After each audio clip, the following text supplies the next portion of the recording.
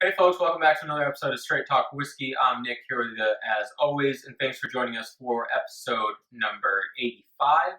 You may notice that the bottle in front of us, or the title of the review, seems familiar to you.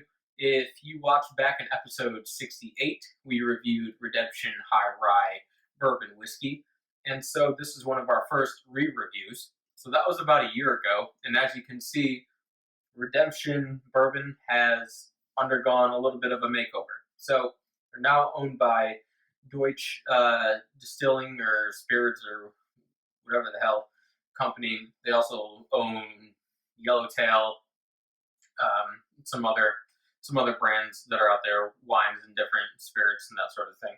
But anyway, they've got this new packaging, really reminiscent to Bulleit's glass bottle style. I don't know that I entirely like it. If you remember Redemption, the old style was a very, very narrow but tall bottle. It had a cool look to it, I thought, and I preferred that better. This just looks very similar to Bulleit's bottle, but it doesn't have sort of the grain flowing around here, which is, I guess it's a nice little touch. But they're really going for this pre-prohibition recipe or style and really trying to put that through in their marketing. So a couple differences you may have noticed that are nice that I do like are the cork top instead of the screw top, which you had before. That's nice. Got a nice thick cork top to it. And it's got pretty much the same information on it that we had before. If you remember last time, there was a little bit of confusion between what the website was saying and what it was saying on the bottle.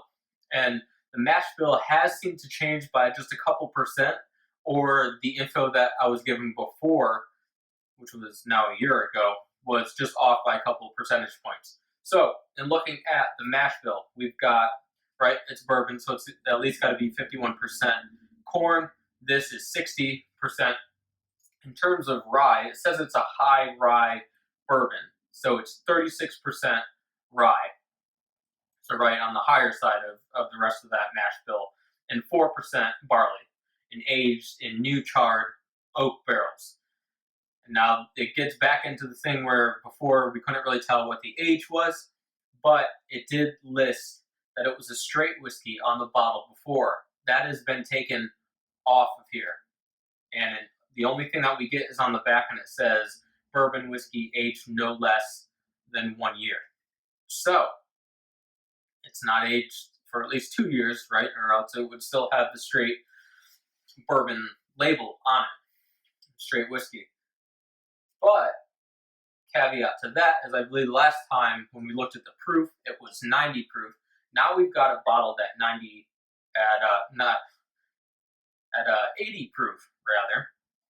Now it's bottled at 92 proof, so 46% ABV. So we get a little upgrade there where it matters, in my opinion. The age would be nice, but 1 to 2 years in a day, it wasn't an older whiskey before, and it's certainly not an older whiskey now. So in terms of that change, it's not as big a deal as boosting up the ABV by 6%, which is nice. So still got the batch number on there, 113. It's still saying that it's distilled in Indiana heartland, bottled, distilled, batch, barreled, all that sort of thing in Indiana, in Lawrenceburg, which they say is the old Seagram's distillery because it sounds nicer, but really it's one of the largest producers in the country at MGP ingredients. So anyway, getting into the experience of the whiskey itself, now that you know a little bit about it, I told you I'm not crazy about the bottle, and one of the things is function. Because when you pour it out, unless you get, every time you nail it sort of on the head that you're pouring like that, and not the long way, you're going to get in trouble if you do the long way. You get a little, if you're going from a relatively full bottle into the glass, you get a little more spillage than you'd like, which you can always just, whatever your method is for cleaning that, sometimes I'll just take the cork if you have this. Obviously, you can't really do it with a screw cap, But if you spill a little bit, you can sort of just move that up and get a little back in there. Keeps the cork nice and moist, so that's always good. So let's go in, look at the color. It's pretty see-through. We don't got a lot of depth in there. We don't got the definitely no muddy water quality to this. You could probably read the newspaper through this. So it's got a honey gold straw color to it, and on the nose,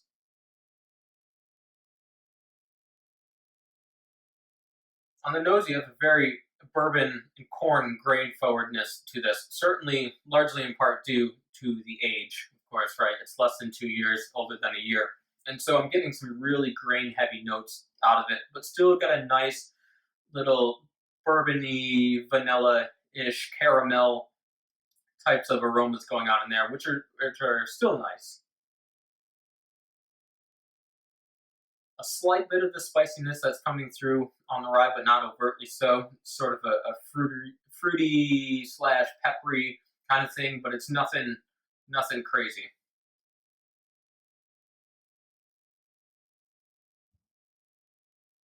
Along with that fruitiness is sort of a raisiny quality to the note. Definitely like some dry raisin trail mix kind of nose to it. Let's go in for the taste.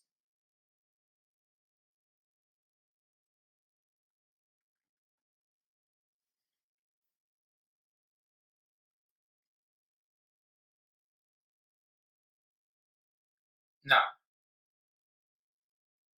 on the front of it, it's got a really nice fruity vanilla ice cream caramel notes to it.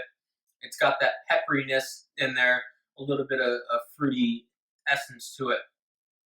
But there's something strange about the finish on it, and that it just flattens out real quick, like you just slammed on the brakes. But it's interesting. Instead of like the smell of rubber that you'd get from slamming on your brakes, I guess we'll see. Got to go back again and see what that finish is.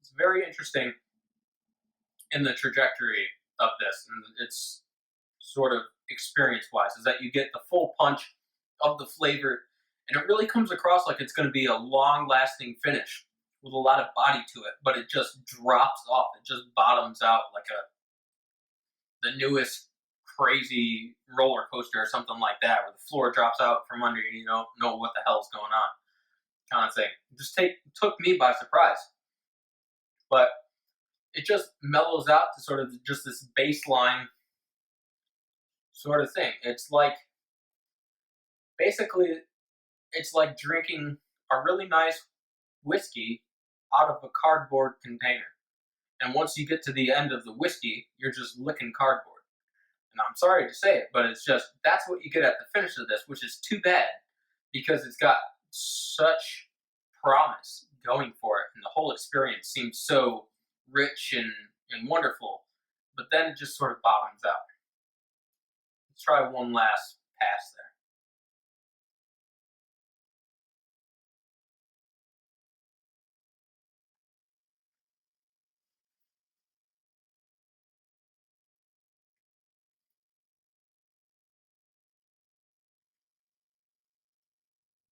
Again,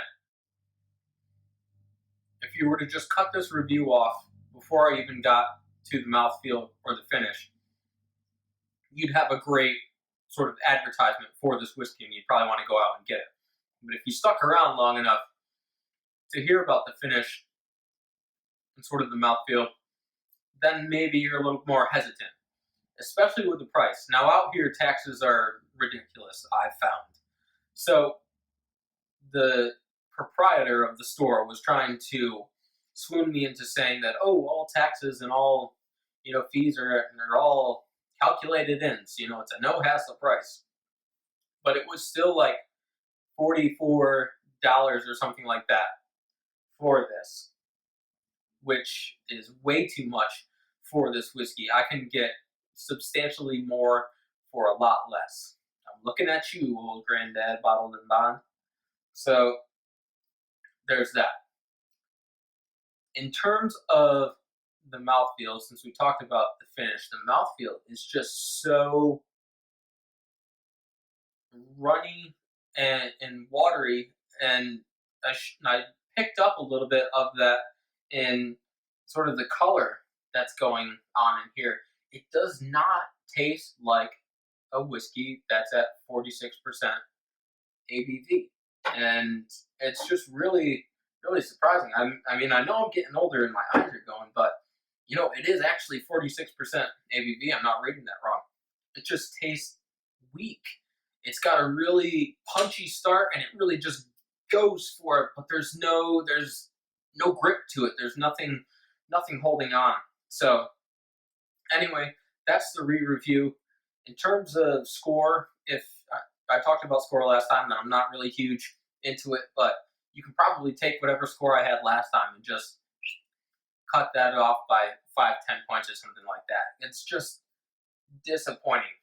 Maybe it'll be nice to mix in with something like that, or stretch something else out a little bit further, whatever your go-to whiskey is. But there's so much more out there that I would rather have. I was basically shopping around for something that, obviously, it was good that I could re-review this after seeing the rebranding of it, but something that I wanted, because as I took all of the whiskeys that I don't just have as a daily drinker, I was looking for, that daily glass, something that I could have.